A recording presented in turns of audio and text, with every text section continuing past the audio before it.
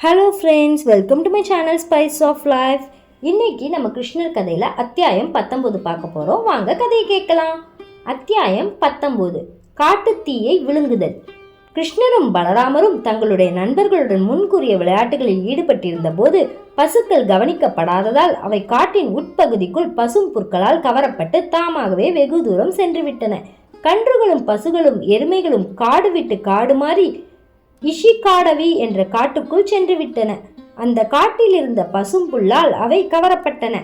ஆனால் அந்த காட்டினுள் அவை சென்றபோது ஒரு காட்டுத்தீ உருவாகி கொண்டிருந்தது.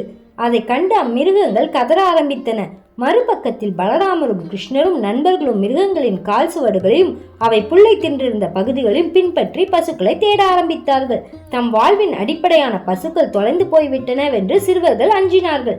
என்றாலும் சிறிது நேரத்தில் அவர்கள் பசுக்கள் கதறிய குரலை கேட்டார்கள். கிருஷ்ணர் உரத்த குரலில் பசுக்களை பெயர் சொல்லி அழைத்தார். கிருஷ்ணரின் குரலை கேட்டதும் பசுக்கள் மகிழ்ச்சியுடன் பதில் குரல் கொடுத்தன. ஆனால் அதற்குள் காட்டுத்தீ அவர்களை சுற்றி வளைத்துக் கொண்டது. நிலைமை மிகவும் பயங்கரமாயிற்று.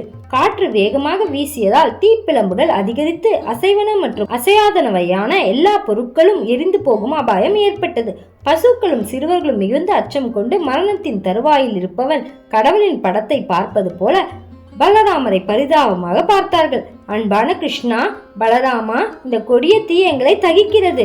உங்களின் பாத கமலங்களில் நாங்கள் சரணடைகிறோம். இப்பெரும் ஆபத்திலிருந்து எங்களை காப்பாற்றக்கூடியவர்கள் என்பதை நாங்கள் அறிவோம். கிருஷ்ணா, அன்பான நண்பரே, நாங்கள் உமது நெருங்கிய நண்பர்கள். இவ்வாறு துன்பப்பட நேர்வது முறையல்ல.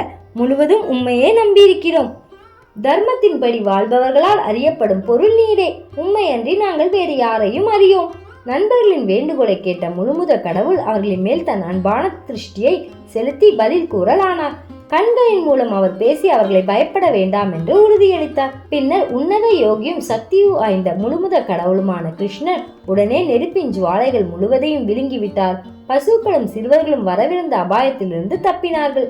பயத்தின் காரணமாக சிறுவர்கள் அநேகமாக பேச்சு மூச்சின்றி இருந்தார்கள். பின்னர் தெளிவு பெற்று கண்களை திறந்தபோது மீண்டும் மனத்தில் கிருஷ்ணருடனும் பலராமருடன் பசுக்களுடனும் இருப்பதை கண்டார்கள். கொழுந்து விட்டெறியும் நெருப்பில் இருந்து தாமும் பசுக்களும் முற்றிலும் விடுபட்டு பத்திரமாக இருப்பதை காண அவர்களுக்கு ஆச்சரியமாய் இருந்தது. கிருஷ்ணர் ஒரு சாதாரண சிறுவன் அல்ல, யாரோ ஒரு தேவனாக இருக்க வேண்டும் என்று மனதிற்குள் எண்ணிக்கொண்டார்கள். மாலையில் கிருஷ்ணரும் பலராமரும் பசுக்களுடனும் சிறுவர்களுடனும் குழலூதியபடி விருந்தாவனத்துக்கு திரும்பினார்கள். அவர்கள் கிராமத்தை அணுகிய போது கோபியரெல்லாம் மிகவும் மகிழ்ச்சி அடைந்தார்கள். கிருஷ்ணர் காட்டில் இருந்த போது கோபியர்கள் நாள் முழுவதும் அவரை பற்றியே எண்ணிக்கொண்டிருந்தார்கள். அவர் இல்லாத ஒவ்வொரு கணமும் அவர்களுக்கு 12 ஆண்டுகளாக தோன்றியது. பக்தி வேதாந்தர் எழுதிய கிருஷ்ணர் எனும் நூலின் 19வது அத்தியாயமான காட்டுத்தீயை விழுங்குதல் இவ்வாறு நிறைவு பெறுகிறது.